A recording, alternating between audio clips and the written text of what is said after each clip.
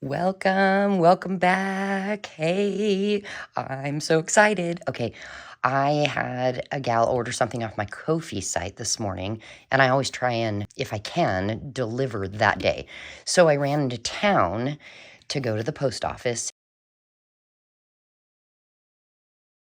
and I thought, we're going to be working on this vintage journal. I need some hardcover books so I can show you, if you want to use a hardcover, how to turn it into a journal from step one. And so I went to our local library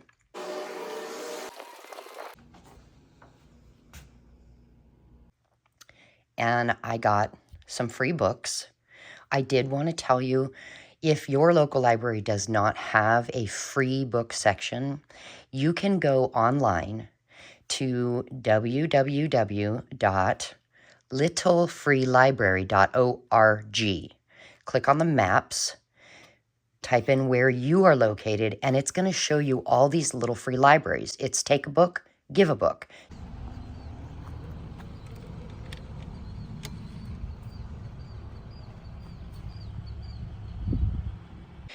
I had to come and show you what I got, but first, we need our scripture card for the day. And today, we have Psalm 25, verse 4. Show me your ways, Lord. Teach me your paths. Notice your ways, your paths. Do you need direction, guidance? Ask him. Ask him. And then trust in his timing that he will show you and he will direct you. So that's our verse for the day. Now, I got to show you what I got. The first thing, oh yes, I had to get an iced coffee. The first book is Webster's Dictionary, and it has this beautiful orange kind of cloth cover. And I thought, that's probably big enough for 2 good-sized signatures or 3 smaller ones. What I do to test a book to see if I can use the pages for something other than collage, I just take a page, fold it, and see, did it crack? Is it brittle? No. So I could use these in collage, but as a matter of fact, I could actually coffee dye them and use them in journals or not coffee dye them.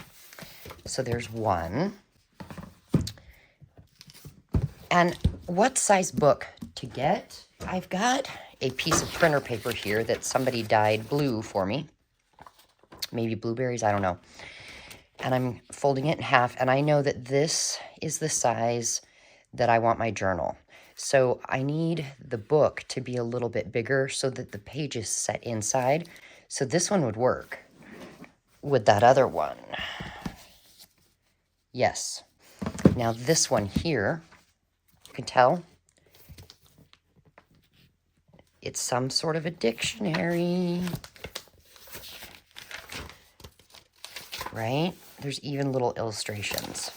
Now this one, I folded the page, and it is good. It's older, caramelized, but it's good to go. This one would hold 4 signatures.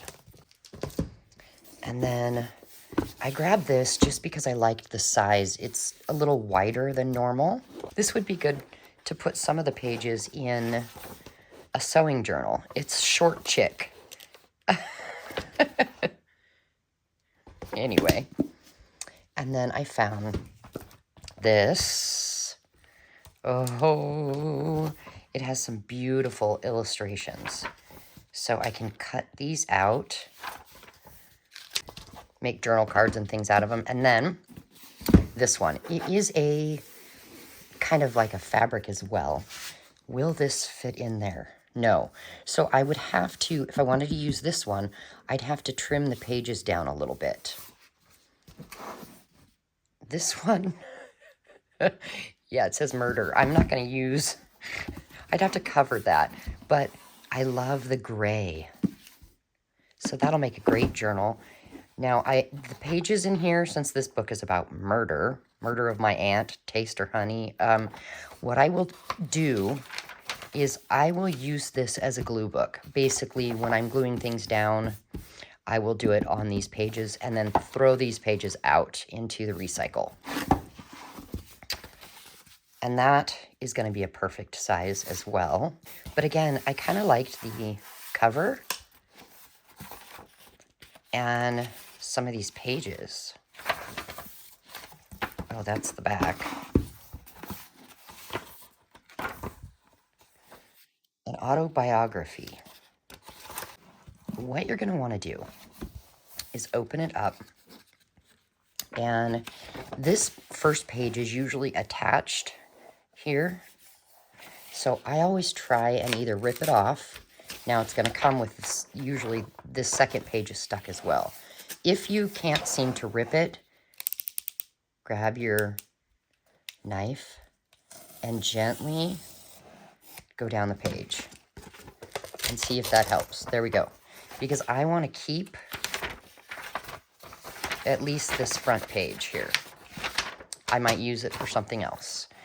Now, stand your book up. And do you see this? This is perfect. Some of the books, it's stuck like that. So this is going to make it way easier. And what I'm going to do is I'm going to take this right in between here and cut all the way down. And that just loosens all the pages from the cover. And then we come to the other side and we do the same thing.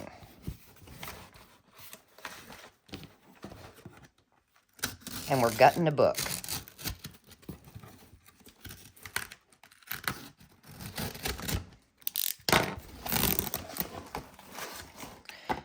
Didn't quite get that. Now what's really cool is if you, this is stuck really good, but sometimes if they're not, and you can get this whole piece off, it is really cool to use. Oh, some of it's coming off. Let's see. Oh, are we gonna get the whole thing? This is rare. Usually you get chunks. Yeah, this is so fun to use in collages. It's cloth and paper, just the coolest texture. And I actually have some other pieces here as well. Oh, that's just the book jacket. But usually for me, look, it comes off in pieces, but it's really cool to use in collages and little snippets, that kind of a thing. But I have a piece, that's a cool piece. I have a piece here. Somebody actually sent me in a Happy Mail. That actually might be just cardboard. It is. But look, they used gesso and a stencil. And it just gives this cool texture. So I will save this in my bin of what is all this. We have these pages. Some of them, this is the glossary. That would be cool to use in a journal. Maybe coffee diet, who knows? But if it's not something you would use, just use it as a glue book. Where it's, you know, you're just gonna throw away the pages. For instance, these here were a free download from Scrapbooking with Me. And I will go ahead and, if I remember, I'll put the link in the description box. If you are a subscriber to their channel, then you have access to some of their free digital downloads. And I found this one because I thought I might want to use some. Now, this is thin, normal printer paper because that's all I've got. But you could take one of these pages, like I'm going to use this page here, and get your glue stick. You put your glue all over it, but see, you're coming to the edges and you're getting glue on this book. And the page is getting sticky, gross, but you're protecting your surface, you see. So then what I would do is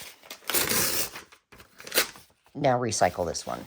And then take this page here and we just glue that down.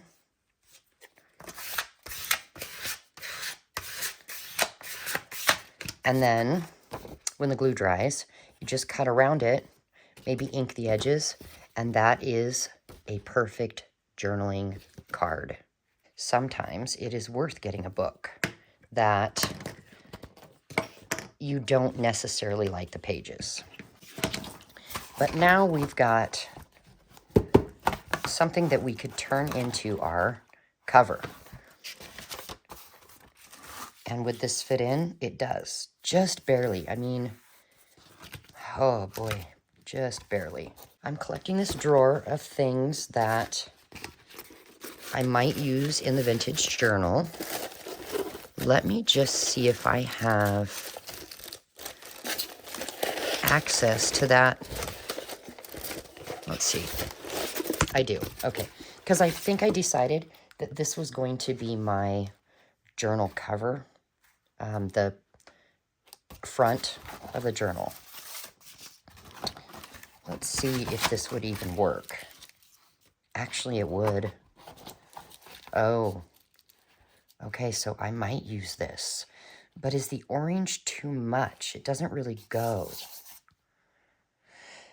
And I didn't really want to cover up this cover. Boy. Decisions. Let's just do it. This is going to be the one I use. So, the next step is you want to reinforce this spine here. So I'm taking duct tape. It's the only duct tape I have right now. You could use Tyvek tape, masking tape. If you don't have tape, take a piece of some sort of scrap, like a mailer, something you've gotten in the mail that's junk and is kind of thick like scrapbook paper. Shoot, you could use scrapbook paper and just attach it, maybe even using fabric, anything just to give this spine a little extra, strength. It barely comes to the side, so I am going to add a little more. Now, I know, the red tape is ugly. Well, we're going to cover it. Don't worry.